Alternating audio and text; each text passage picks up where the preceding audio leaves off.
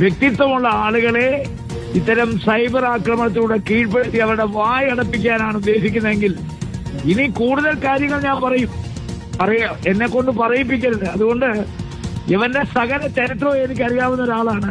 അതുകൊണ്ട് എന്നെ ഇനി കൂടുതൽ സൈബർ ആക്രമണത്തിന് വിധേയമാക്കിയാൽ പരസ്യമായി ഞാൻ പലതും വിളിച്ചു പറയേണ്ടി വരും.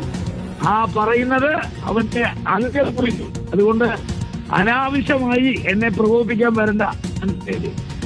ശ്രീ രാജ്മോഹൻ ഉണ്ണിത്താൻ, ഇപ്പോൾ കേസ് ഈ പറഞ്ഞ രമേശ് ചെന്നിത്തല പറഞ്ഞ മുഴുവൻ കാര്യങ്ങളും അക്ഷരം പ്രതി ശരിയാണ്. അതുകൊണ്ട് ഇതൊരു കേസ് മാത്രമല്ല, ഒരുപാട് കേസുകളുണ്ട്. ആ കേസുകളെ കുറിച്ച് എല്ലാം അറിയാവുന്ന ഒരാളാണ് ഞാൻ. അതുകൊണ്ട് സൈബർ ആക്രമണം തുടർന്നാൽ പലരും പത്രസമ്മേളനം നടത്തി ഞാൻ പറയും. എനിക്കാരെയും പേടിക്കേണ്ട കാര്യമില്ല.